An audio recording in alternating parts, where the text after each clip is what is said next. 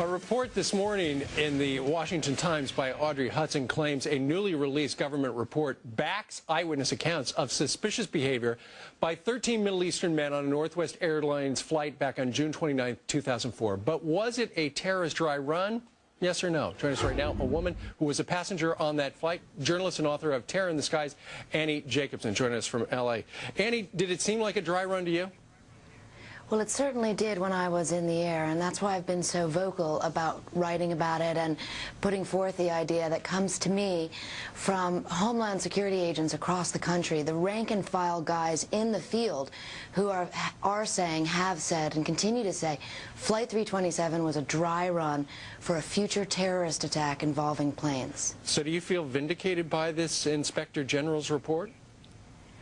Well, I don't know if vindicated is the right word because, of course, this is not about me. This is really about air safety in America. And when you have a situation on board a flight that was so seriously a threat, I mean, anyone that wants to read that report that's now been declassified can see the kind of intense situation that was unfolding on that plane for 4 hours. And then they can read about how the TSA, Federal Air Marshal Service, went to great lengths to cover up how badly they mismanaged Why did they do handling. that? Why did they do that? Well, the reason that they did it, as we learn in the declassified report, is because there wasn't a communication between the different agencies. We saw that before 9/11. It was called the wall. Supposedly, the Department of Homeland Security was going to break down that wall. Right. Instead, we've seen the wall get higher. I mean, we're talking about, I was on a flight with 13 Syrian men. Right. Syria is a state sponsor of terrorism.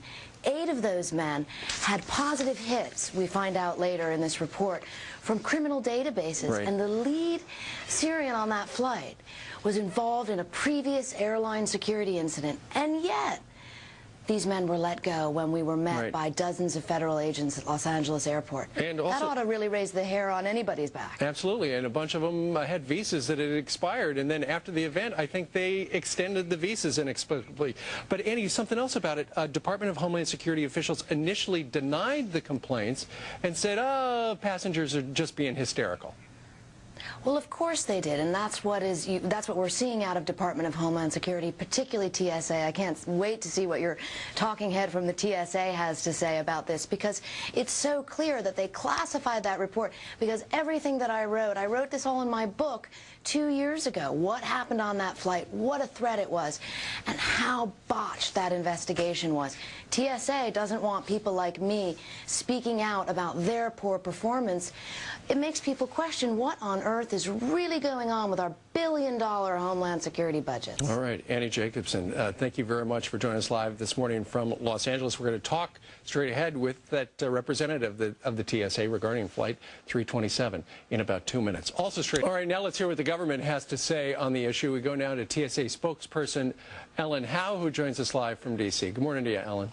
Good morning, Steve. Okay, so we were talking this morning about this Washington Times report that talks about the Inspector General for Homeland Security taking a look at investigating whether or not there was suspicious activity on this Northwest flight back in 2004. A bunch of your own employees, air marshals, say it was a dry run.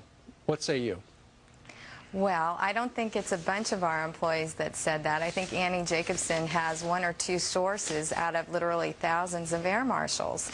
And certainly I've read this report, and it claims that there was suspicious activity on the flight, which our air marshals observed, and they acted appropriately at the time. And we spent quite a long time investigating this as well.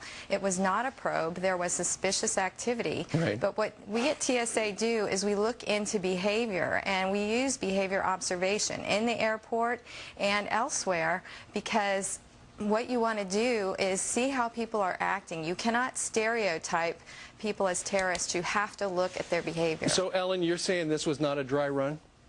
No, it was not. There was suspicious activity, and it was investigated, but it was not a dry run. And the report does not conclude that it was a dry run, Steve. Well, the report does conclude that there were a number of missteps by government officials, including the failure to file an incident report until a month after the matter became public.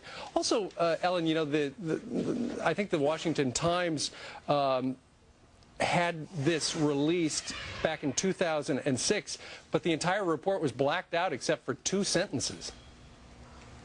Well, the report was released this week, and people can read it online if they want to. It is there. Certainly, we don't have an issue with the report. What we're concerned is about a risk-based approach to security and providing security to the traveling public. All right. So you're disputing your own air marshals who, like this guy Robert MacLean, former air marshal, said, quote, "This report is evidence of Homeland Security executives attempting to downplay an unmistakable dry run." So you're just saying that just is not what you have found. That is not what the report found, Steve. All right. Ellen Howe, TSA spokesman, we thank you very much for joining us live from D.C. Thank you.